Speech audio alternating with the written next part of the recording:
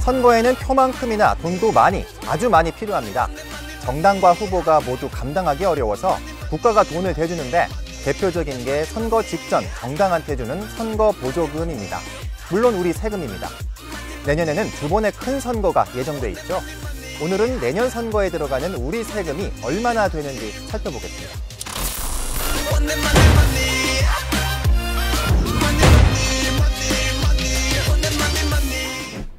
먼저 지난 2017년 대통령 선거와 2018년 지방선거 때 지급된 선거 보조금 알아보겠습니다.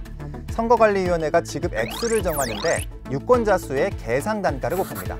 계상 단가는 선관위가 나름의 기준대로 정한 단가인데 이게 1,000원이 조금 넘어요. 물가 상승률을 반영하니까 내년 대선과 지선은 총 액수가 좀 올라갈 겁니다.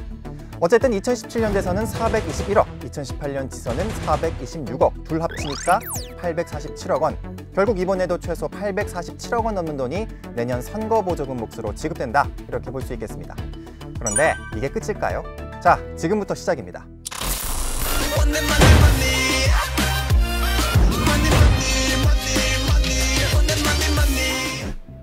선거 보조금은 선거 전에 주는 돈이고요. 선거가 끝나면 정당들이 선거 때문에 쓴 돈을 또 대줍니다. 선거 보전금입니다. 다 대주지는 않고요. 득표율이 15%를 넘으면 모든 선거 비용을, 10에서 15% 사이면 절반을 대줍니다.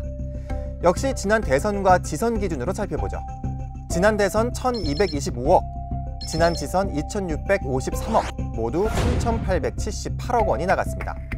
내년에도 큰 차이가 없을 겁니다. 그러면 이제 끝났을까요? 고구마 줄기처럼 계속 나옵니다. 또 있습니다.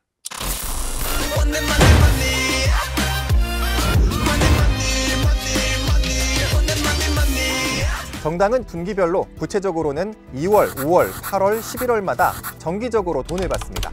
경상보조금입니다. 그런데 내년 2월과 5월, 선거 전달에 받는 보조금은 당연히 선거에 큰 도움이 되겠죠.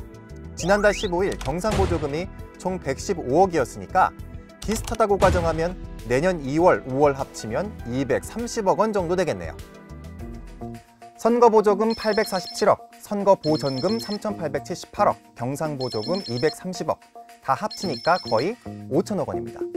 과거 선례에 준해 계산한 거니까 이번에는 5천억 원이 훌쩍 넘을 가능성이 큽니다. 선거 때마다 정당들이 돈을 이중으로 받는다, 선거 재테크 아니냐, 비판이 나오는 것도 사실입니다. 다만 이번 분석을 통해 정치 혐오를 부추기려는 건 아니고요. 우리의 대표를 뽑는데 그만큼 우리가 투자를 많이 하고 있다. 결국 세심하게 살펴보고 신중하게 선택하자는 취지로 이해해 주시면 좋겠습니다. 선거 비용은 곧 민주주의를 위한 재테크일 테니까요. 인터넷에서 SBS 사실은 치시면 확인하실 수 있습니다. 여기서 팩트체크 검증 의뢰도 가능합니다. 요청해 주시면 힘 닿는 데까지 팩트체크하겠습니다. 지금까지 팩트체크 사실은 이경원이었습니다.